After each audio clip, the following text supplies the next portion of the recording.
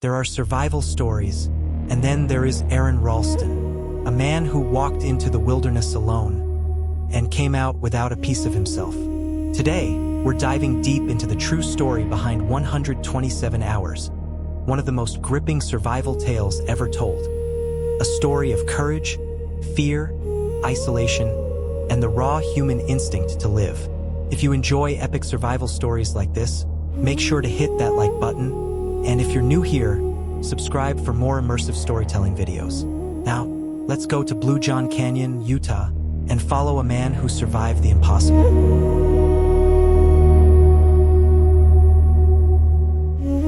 Day 1. The Adventurer.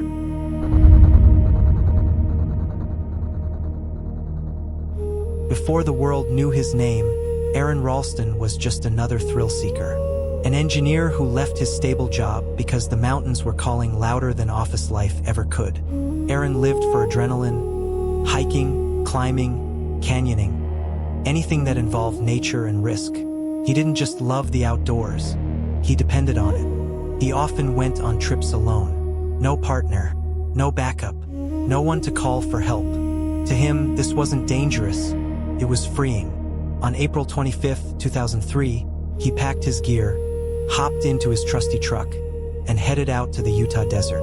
No text to friends, no message to family, just another weekend adventure, he thought. He didn't know it yet, but this trip would change everything.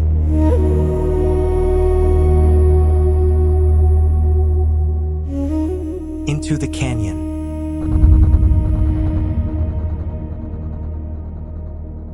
The place Aron chose was Blue John Canyon, a stunning maze of narrow sandstone passages carved by centuries of wind and water. Beautiful and unforgiving. Walking through the canyon feels like walking into the earth itself. Towering walls towering above, just wide enough to slip through sideways at times. Aron zoomed across the desert on his bike, hiked the rest by foot, and enjoyed every moment of this challenge. He met two lost hikers, Christy and Megan, and being the charismatic adventurer he was, he guided them to a hidden underground pool. They laughed, they jumped, they swam. For a moment it was pure joy. But then, as the sun began dropping lower, Aron waved goodbye. "Have a great day," and disappeared deeper into the canyon alone. Christy later said, "I wish we had insisted on joining him, but fate had other plans."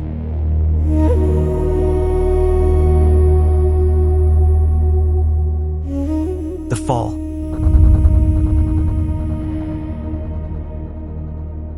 Canyoning is part hiking, part climbing, and part navigating tight slots between stone. Aron climbed down a narrow drop using a lodged boulder as a handhold. He grabbed it, stepped down, and then a sound that would echo in his mind forever. A crack. The boulder shifted, then it slid, and before he could react, the rock, weighing hundreds of kilos, crashed down alongside him. Aron fell, dust filled the air, and then silence. He looked at his right arm, pinned, crushed, trapped between the boulder and the canyon wall. He pulled, he twisted, he pushed with everything he had. Nothing moved, not the rock, not his arm, nothing. Aron Ralston, the man who climbed mountains, became trapped in a stone grave 5 hours into his day, and no one knew where he was.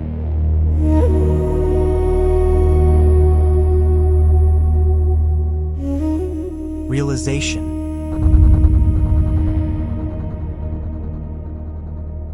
Aron took a deep breath. This was bad, but he wasn't the type to panic. He tried using his climbing rope as leverage. No movement. He tried using both feet to push his body away. Nothing. He set up his camcorder and recorded messages to his family, just in case. Hours passed. Day turned to night. Cold wind filled the canyon. Aron pulled out his tiny supply, a small bottle of water, couple of snacks, his multi-tool. This was all he had to survive. Time moved differently now.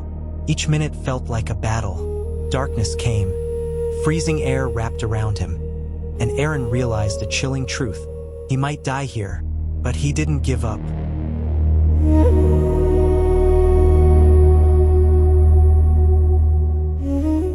Day 2. Hope begins to fade.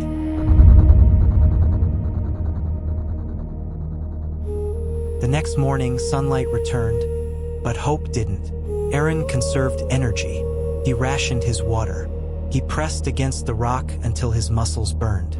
He used his dull multi-tool to chip at the boulder, scraping sandstone for hours, creating dust, but the rock barely scratched.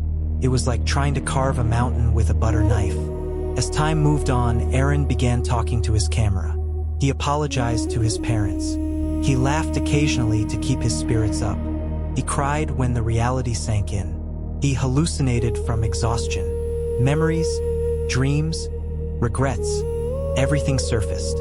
He said things like, "If I don't make it, this is for whoever finds me." If you've made it this far in the video and want Aron to survive, hit the like button to help the story spread.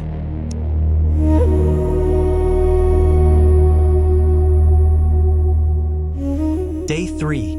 The mind breaks, the spirit fights.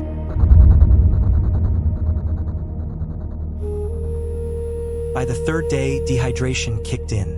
His lips cracked, his throat burned, his strength faded. But the mind began fighting.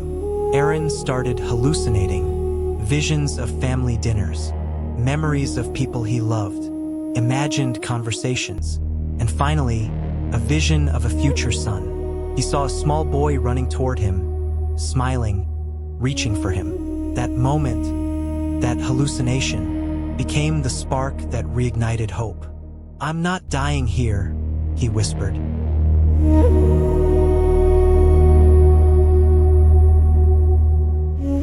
Day 4. The idea.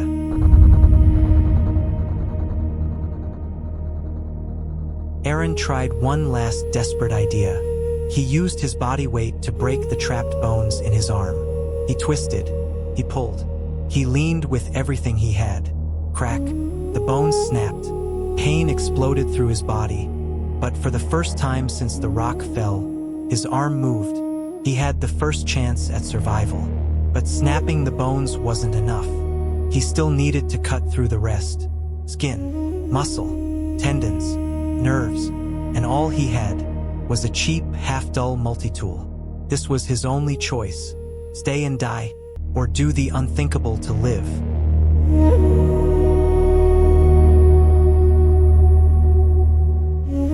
Day 5. The impossible decision.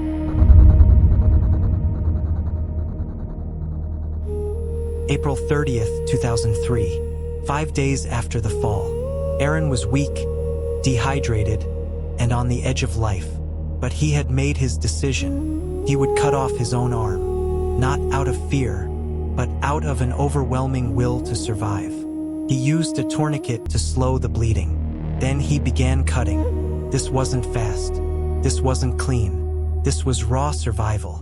He sliced through skin. He worked through muscle. He snapped tendons.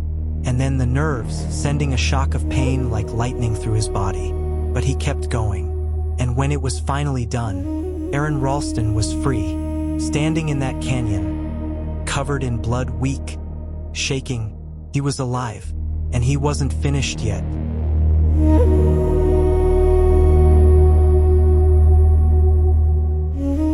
The escape.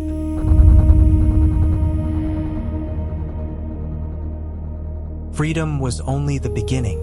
Aron climbed out of the canyon with one arm, using his legs and remaining strength. He rappelled down a 65-foot drop.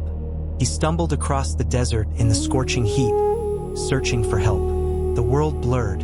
His body was shutting down. But then, he saw something. A family of hikers. They rushed to him, gave him water, called rescue. A helicopter lifted him away, weak, pale, and missing an arm, but alive. After 127 hours, more than 5 days trapped, Aron Ralston survived the impossible.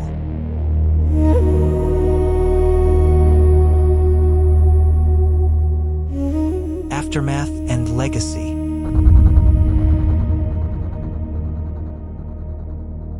Aron didn't become a victim. He became a symbol of human will. Doctors saved his life. He recovered. He returned to climbing, yes, with one arm. He wrote a book. He inspired millions. And in 2010, Danny Boyle turned his story into the award-winning film 127 Hours, with James Franco delivering a stunning performance. But no movie, no documentary, no interview can truly capture what he felt in that canyon. That moment where a man chose life over fear, over pain, over death. Aron Ralston proved something extraordinary. When everything is stripped away, the human will to survive is more powerful than anything else.